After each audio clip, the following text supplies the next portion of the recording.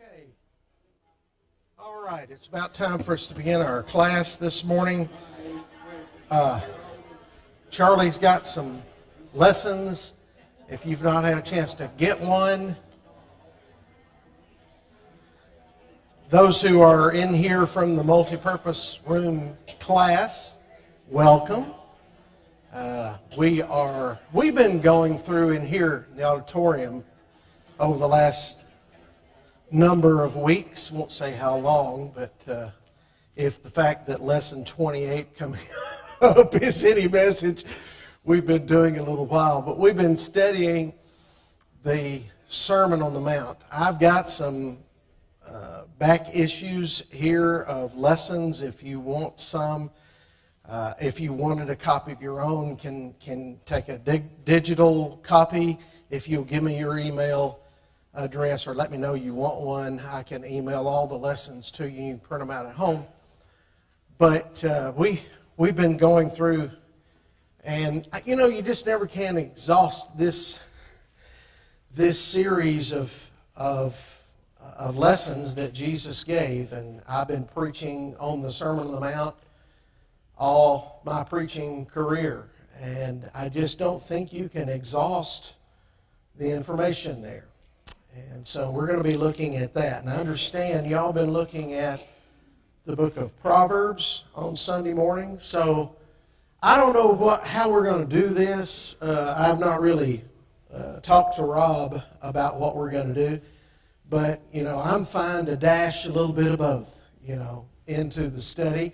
Just means we just get study longer for a longer period of time on various things. We're not too far away from finishing Matthew chapter 7. We've got 3 or 4 more lessons, but it's our time, and we're not going anywhere. Lord willing, we're gonna. Are you through? You got them out? Yeah. Okay, I've got one. Okay.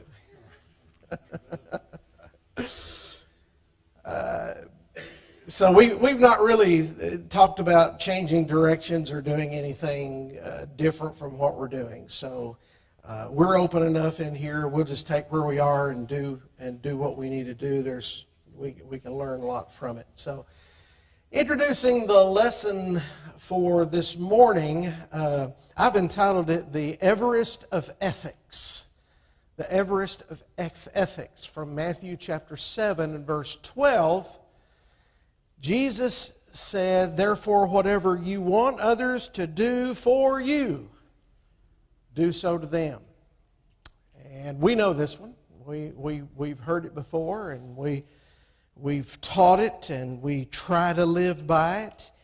And the Scriptures really do expand throughout based on this verse. And so we're going to look at that a little more as we go on. But before we get into it, I want to teach you a song. So pull my song up, Joe. Pull my song up, Joe. Joe, pull up my song. I am glad he's really entrenched in what I've got to say. But he's teaching. Okay. Me too. But that's okay. Y'all learn. Now, I don't have my clicker, so you're going to have to click. All right. This song was, do y'all remember the old Gospel Advocate songbooks, Christian hymns number 1, Christian hymns number 2? I mean, they were like back in the 50s, 60s. I remember, well, as a boy, back in the 1970s, we had Christian hymns number 2. It was a little brown book in the congregation where I was, and then of course we went to Songs of the Church. But it was a shorter book, but it was put out by the Gospel Advocate. L.O. Sanderson was the editor, and there was a song in that book that I learned when I was a boy, and I've never seen it in any book since. And it's a shame, because it really, really speaks in a powerful way. But it's called The Golden Rule, and you'll be able to see as we go on. So I think we're just going to sing through there's just 2 stanzas. So we'll sing through the 2 stanzas, but then, Joe, let's start over, and we'll sing through it again when we get done. Do you unto others as if they were you, and you were receiver of what which they do. Be free with your service, for life is a school, wherein you shall live by the golden rule. Be honest and faithful, be truthful and kind. Have pity for others, their need bear in mind. Have mercy, be thoughtful, forget ridicule. For this is the goal of the golden rule. Okay, well, we'll try it again. So, do you unto others as if they were you, and you were a receiver of what which they do. Be free in your service, for life is a school, wherein you should live by the golden rule. Be honest and faithful, be truthful and kind. Have pity for others, their need bear in mind. Have mercy, be thoughtful, forget ridicule. For this is the goal of the golden rule.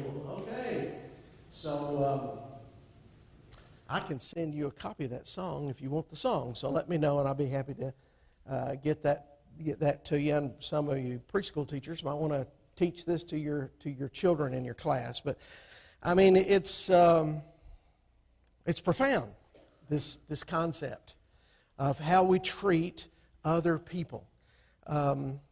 If we learn anything about Christianity, we learn that Christianity is about community. You look at the first century church, you see how they were a people that came together. Well, how do you treat one another when you come together?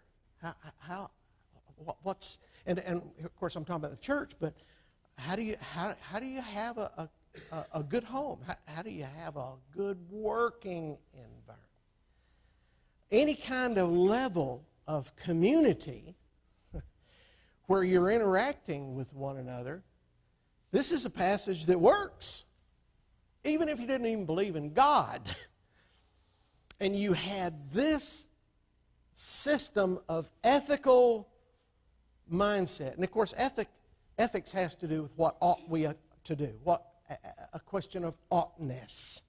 How ought I to treat my neighbor? How ought I to treat my wife? How ought I to treat my children, my boss, the police officer, the person at the crosswalk, whatever. How ought I to treat other people?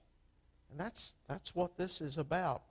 Christianity is not a me-based system, but it's a people-based system. Now, it would be easy for us to misunderstand that. And I think a lot of people in the world misunderstand it.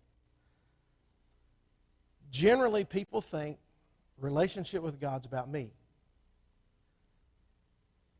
In some ways it is. How's it about me? What is Christianity about me? In what way? My salvation.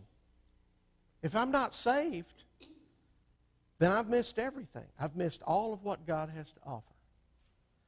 But there is a wider scope that God has in mind. And that is not just mine, but the salvation of all people. He wants me to be saved, because when I am saved, then I become one of His co-workers. 1 Corinthians 3 talks about that. We become a co-worker, and with that, we have a work to do that goes along with what He's doing. So, in some ways, it is about me, but on a grander scale, it's about people. and it's about what you do with people. And if we could just get beyond that with people in the world to think that you need more than just yourself and your God, then I think our churches would be fuller.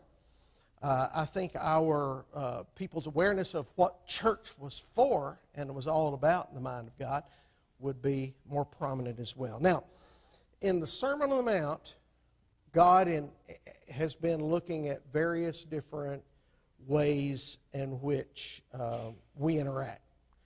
Number one, in Matthew chapter 5, it's really about, if you want to be a Christian, here's how you're going to be. Here's how your attitude is supposed to be. And so he'll talk to you about the blessings. Blessed are the poor in spirit. Well, that's you individually. But and he'll, blessed are you when men revile you and persecute you. In other words, you've heard it said before, an eye for an eye and a tooth for tooth. But how are you to be? How are you? And all of those things in chapter 5 are dealing with how you act as an individual. Chapter 6, though, is dealing with your relationship with God. How is our relationship supposed to be with God? Some people think that as long as you look the part, what? You are the part. So back in Pharisee days, they dressed up real nice, and then they would stand before people and they would give the alms to the poor.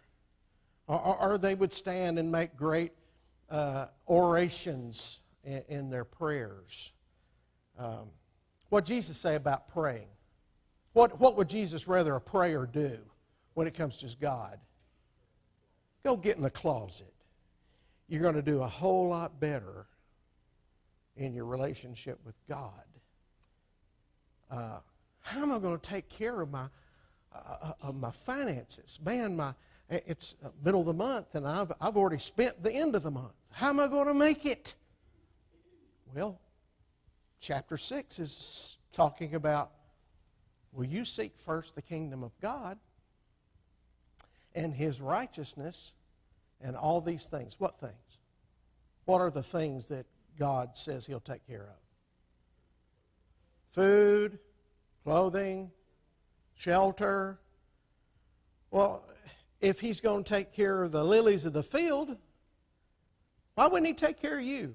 If He's going to take care of the birds of the air, don't you know He's going to take care of you? So Matthew 6 is really about dealing with your relationship with God. Matthew 7, though, is dealing with relationships with other people. And he starts in verses 1 to 5, and he talks about relationship with brethren.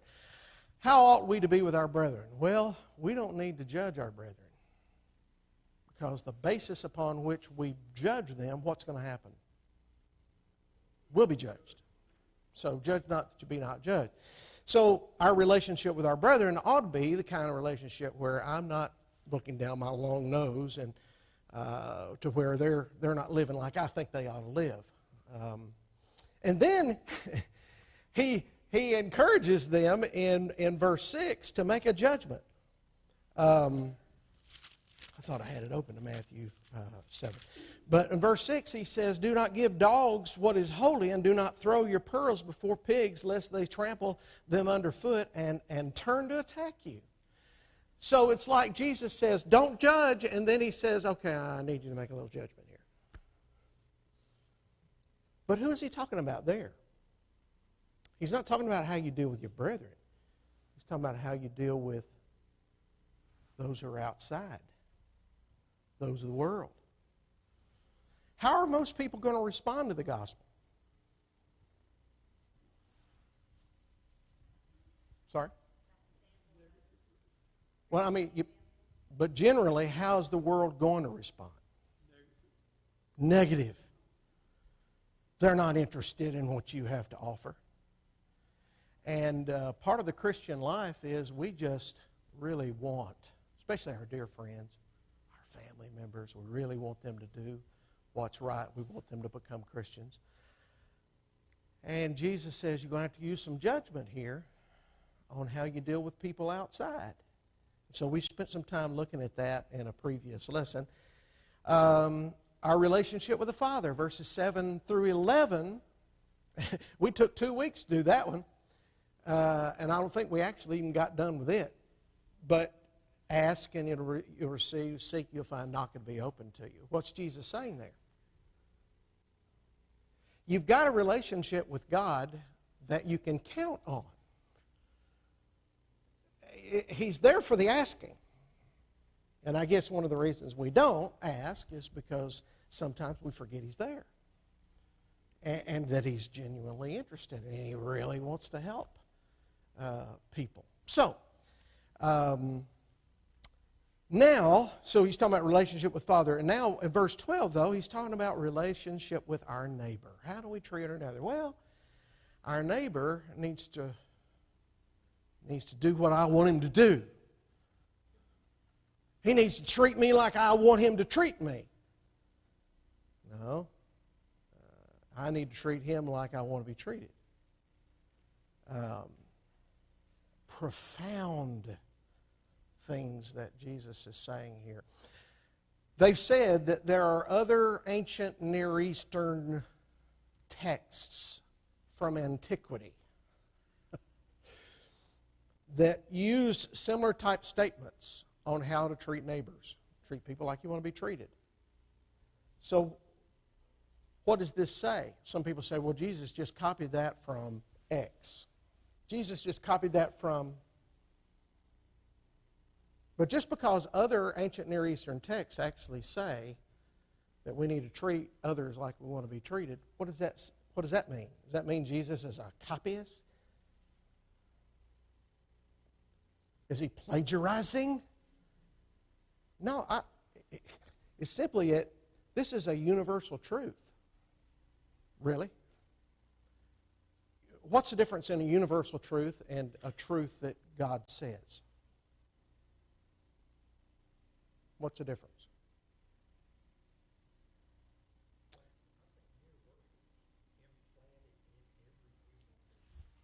It's implanted in every human being.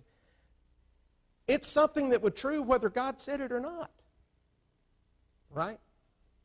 He doesn't have to say it for it to be true. Another case in point, and we'll look at it here in a few moments. Get a little bit ahead of myself. Thou shalt not kill. Did God have to say, don't murder your neighbor? For the people to go, oh, duh, I didn't know that. I could have just killed my neighbor. No. There's something in here that God makes us with that tells us whether God said don't do it or not.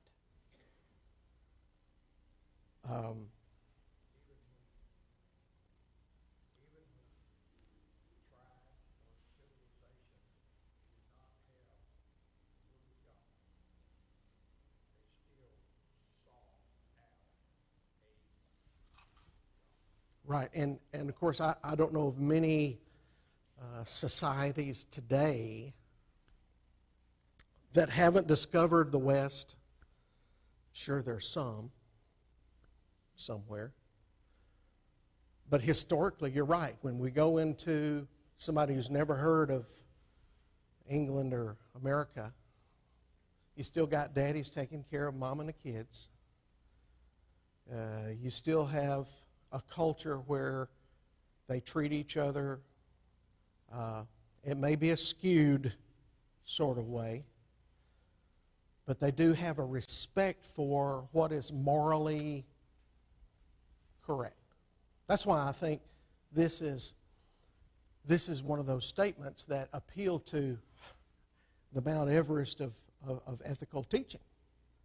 How do I treat my neighbor? Well, if I want to get along with my neighbor, if I want to get something from my neighbor, I've got to be willing to give something to my neighbor in order to achieve that. And so, exactly. Right. We violate our conscience. James chapter 1 talks about sin. Don't blame God. God doesn't sin, but we're drawn away by what? Our lust. Sorry? our own lusts. We sin when we draw away, and we're drawn away. Now, maybe the devil draws away. Maybe a devil in a red dress. I don't know. But you can get drawn away by something. It's a choice. That's right. That's why when we talk about a couple who divorce, where the husband runs out on his wife for another woman, it gets on our last nerve. Not because God said it's wrong. It bothers us because that's against morality. Our moral sense of uprightness is alarmed. If a child is kidnapped, well, man, you're talking about getting a nation up in arms in a hurry.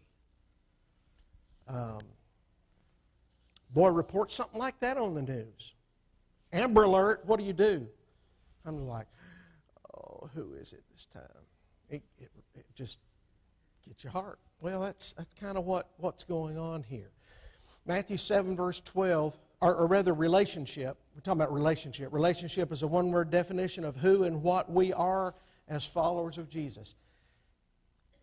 There is nothing about my relationship, or nothing about what I have with Jesus and with those who are also connected to Jesus. There's nothing about it that it's just me and him, or it's just me.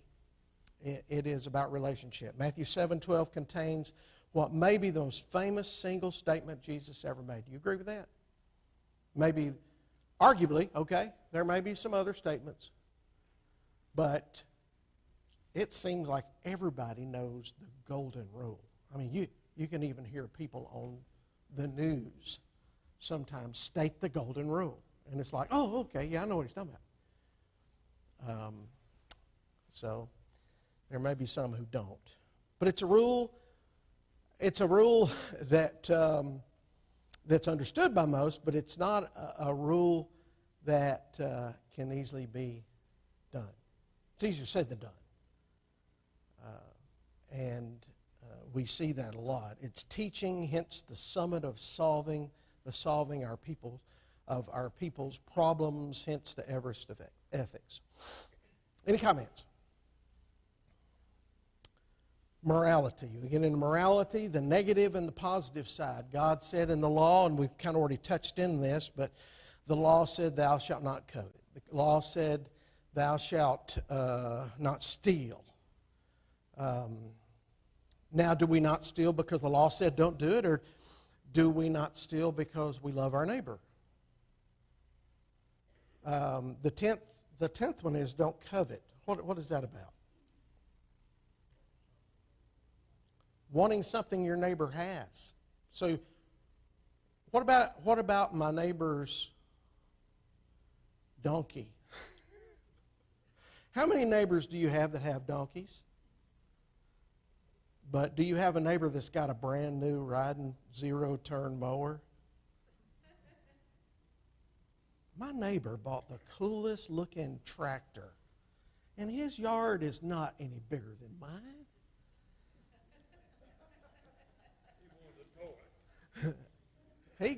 It's a tractor.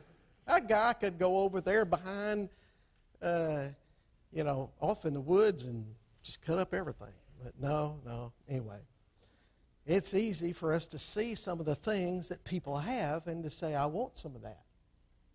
It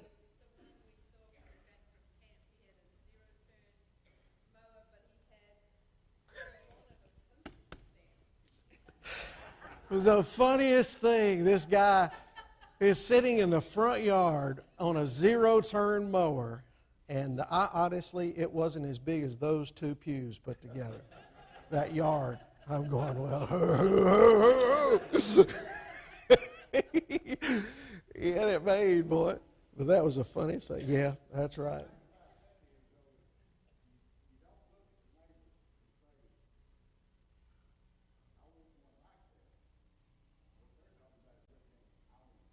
Exactly. I want that one. Maybe it's a little easier. It might be a little easier for us to connect it this way. I think my neighbor's wife is hot. Not really.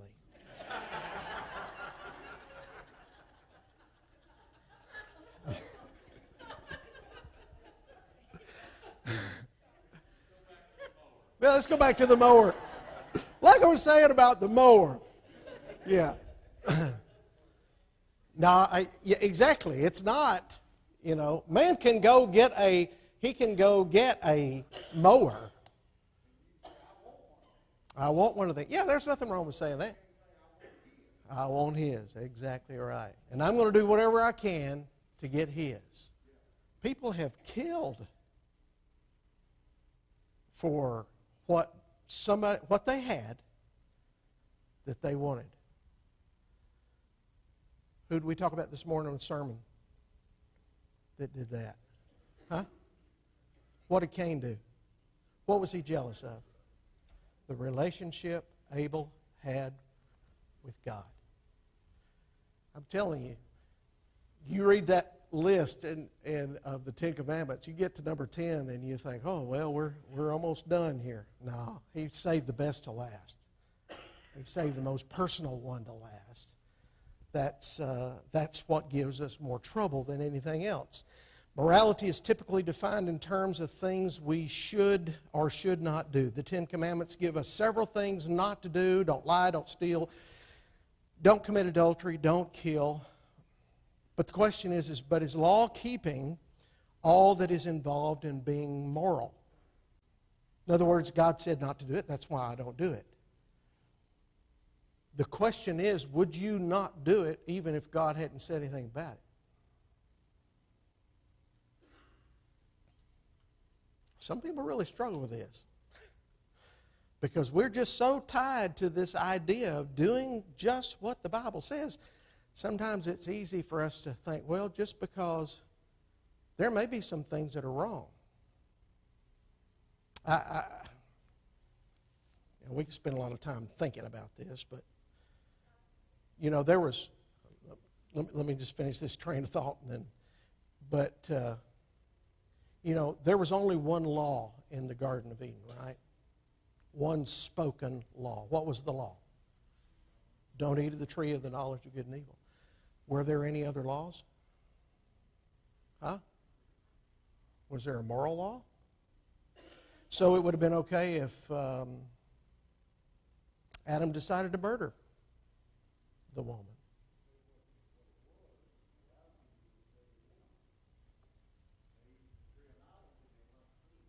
And it made sense. It all came to an understanding. That's right. How? They were innocent. That's right.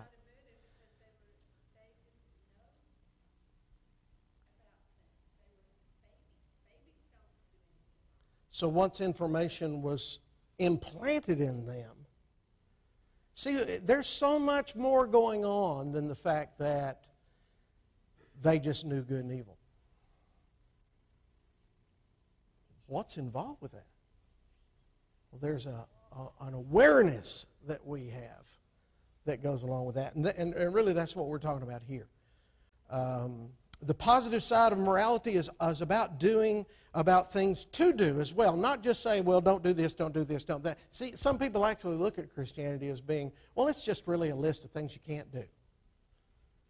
But there's so many more things you can do. So many things that God wants you to do. It's not do not do to others what you wouldn't want done to you. And it's not don't do something. But He's saying do. It is about positively treating other people. Now, I don't think there's anything wrong with having ulterior motives. I'll just tell you, I want to go to heaven. And it's worth doing what God says to go to heaven. I want to go. I want as many people to go with me as will possibly go. That's the positive encouragement that I have with God, knowing that I have somewhere to go. But God has given me some commands about number one, that He wants me to share it with other people. He's given some commands on how to do it. And if I'm going to do it at all, if I am going to share this message at all, I'm going to share it His way. Some people look at us, what we're doing here in the Church of Christ, and they say, you are so narrow. Well, my response is I don't want to be any more narrow than God. I don't want to be more narrow than Jesus. Whatever Jesus said is good enough for me. And so I take the things God says to do not as being a negative in any sense. I take it as a positive, that I can think in a proactive way some things to do that are going to be helpful to me. Any comments? Yes, I'm sorry, yes.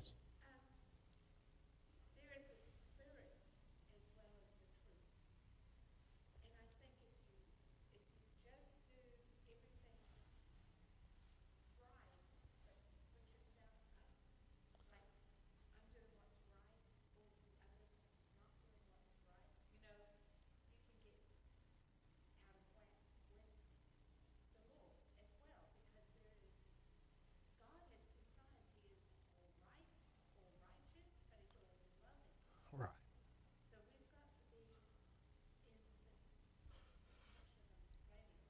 Well, I mean, we've talked about it. You talked about God being right, but all loving. We talked about it in the worship this morning, John 4:24. God is a spirit, and those that worship Him must worship Him in spirit and in truth. It's got to be a perfect balance there. I got to have an excitement about it, but it's got to be weighed out on the basis of what He said.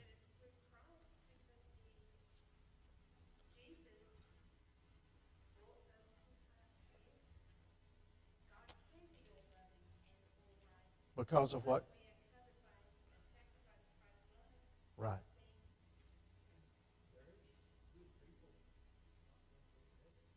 I know. There's good people that are not going to go to heaven, and it is it's a scary thing when you think about it. But love motivates us. It's this sense of love, the sense of love that God has, the sense of love that Jesus has, that causes us to give love to other people. And Jesus is on this idea when He says what He says in verse 12. If you have a heart for Christ,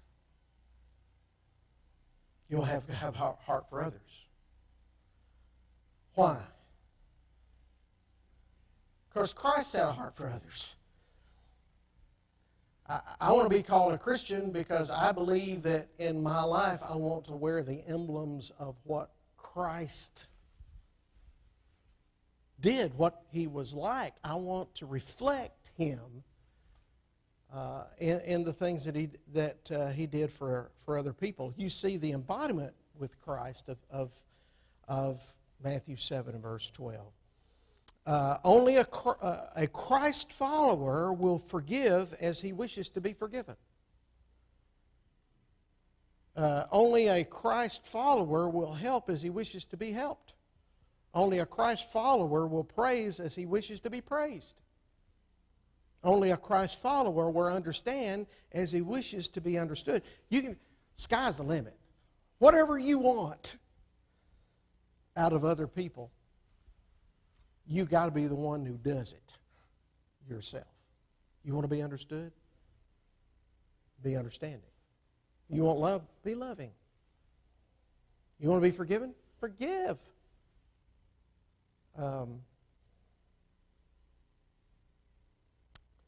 Christians, for Christians, it's more than avoiding certain things. You know, I'm a Christian, so here's some things I'm not going to do. Don't be a thou shalt not kind of Christian. But it's about looking proactively for things to do. Here's what I shall do. Thou shalt. 10 Commandments are filled with thou shalt nots. But the Bible, there's some things, and Matthew 7:12 is one of the thou shalts. So, the principle illustrated. Let's look at Luke chapter 10. Here's a passage that you are familiar with. So, we're going to deal with some various rules. We've got the iron rule, passive rule, golden rule. In Luke chapter 10. And, okay. Verses 30 to 37. I'm going to read it very quickly, and as we're reading, I want you to identify who the people are in the text that either hold to the iron rule, that hold to the passive rule, or hold to the golden rule, okay? So, beginning in verse 30. Jesus replied, a man was going down from Jerusalem to Jericho, and he fell among robbers, who stripped him and beat him and departed, leaving him half dead. Now, by chance, a priest was going down that road, and when he saw him, he passed by the other side. When a Levite, so likewise a Levite, when he came to pass and saw him, he passed by on the other side. But a Samaritan, as he journeyed, came to where he was, and when he saw him, he had compassion. He went to him, and he bound up his wounds. He poured on oil and wine. Then he set him on his own animal and brought him to an inn and took care of him. And the next day he took out 2 denarii and gave them to the innkeeper and said, take care of him, and whatever more you spend I will repay when I come back. And so he says, which of these 3? See, he's already identified. There's 3. Do you suppose proved to be a neighbor to the man who fell among the robbers? He said, the one who showed him mercy. So, we've got, first of all, the iron rule. Undoubtedly, these are the guys who took advantage of the man in the first place. They're the ones who took him and beat him up. Jenny and I think I've mentioned this before, there is a YouTube group called Sergio and Rhoda. And it is just one of the most fascinating channels. It's a young couple. I think he's from Latvia or something like that. Lithuania, maybe. She is from Nazareth, but she's a Palestinian. But they are Christian. And they go to various different places in Israel, and they do like 4K video of these various different places. And one of the things that they did, one of the episodes was, it was like a 23-minute episode where they captured Sergio and a couple of friends of his did the road from Jericho to Jerusalem. Look it up. Just type in Jericho, Jerusalem, Sergio. It'll come up. One of the most interesting 23 minutes you'll watch on TV. You really see how, first of all, this great big grade, but you also see how deserted this place is. It is so desert. Yes. Oh, yeah.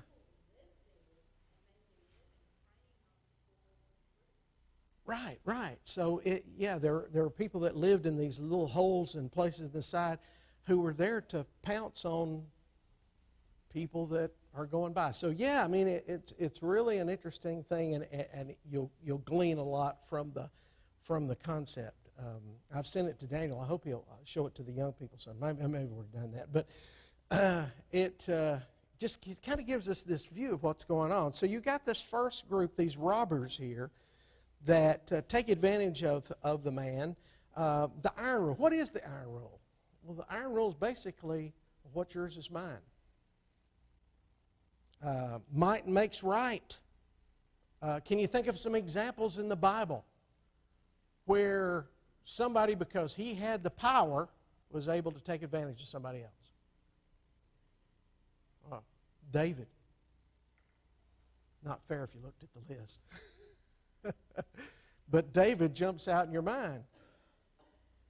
David could have had anyone, and of course Nathan comes along after he's had Uriah killed, and he slept with his wife, and just such a mess that David makes of his leadership in Israel, his relationship with God, just so many things that were wrong with it. David does this, and then of course Nathan comes along and illustrates it. What was the illustration?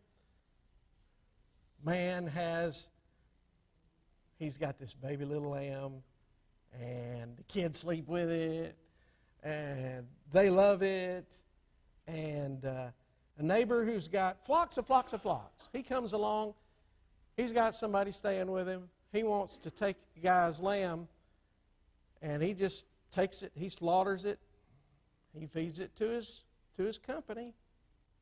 David, what are we going to do about this? Of all things. See, that's the morality part of it that we're talking about. It appealed to the depths of who he is as a human being. His sense of moral uprightness cried out. But can you imagine hearing those words Nathan said? What were the words? You are the man. Whew! Man, sends chills up my back just thinking about it. So the iron rule. Other examples. The one who slanders another in order to receive a promotion. An employee who takes advantage of his employees. The husband who dominates and controls his wife. The gossip who destroys somebody else's reputation just so they can have, a better reputation. Can you think of other examples? Then you have the passive rule. Passive rule, you got this priest, you got this Levite, the ultimate, church-going folks. They look so good until there's somebody in need on the side of the road. Every time I think about the priest and the Levite, one Sunday, we were living in Beaufort, Georgia, and had a lot of members, and they just really didn't have anybody. I got a phone call about 1 o'clock on Sunday afternoon. One of our members was about to be unplugged from the machines in the hospital. The wife was so distraught. So I started making my way to the hospital. So I'm riding down the road, and all of a sudden, right in front of me, there's a car that stopped, and there's smoke in the air. I mean, I came up on a wreck. I didn't see the wreck, but I came up on a wreck. Her car was demolished in the front, and I ran up to her. I stopped, ran up to her, and she was on the phone, and little teenage girl, and I looked around. She was the only car, but her car was smashed. And I said, "Are you all right? Are you all?" "Yeah, I'm fine." She said, "Check on the other people." I said, "What other people? You're the only one here." And she said, she said, "There's somebody here." And then I'm going, I got to get to the hospital. I got to get to the hospital. One of my members is dying. I got to get to the hospital. But I look around, and I can't see anybody. I go over to a culvert, and there's a car down in the culvert that has flipped down in the culvert. And so I had one of two choices. I either get in the car and go take care of my brother who was going to be with the Lord, or I go down and see if I can help these people. Well, I'm just sitting there going, well, that brother's going to die and go to heaven. So I stayed there probably 30, 40 minutes. When I got to the hospital, guess what? The man had died, and I wasn't there. There are going to be times when things happen. How do you treat your neighbor? if there's a need, you go and you help and you do what you're supposed to do to help people who are in need. In the end, as far as I know, ambulance came, they took them away to the hospital. I never heard anything about it. I checked in the newspaper. It sounded like everybody was okay, but that every time I read those verses, I think about that occasion, that Sunday, and you do what you're supposed to do there. And it's love a neighbor that causes you to do it. Okay, our time is gone. So I'm going to make a mark here.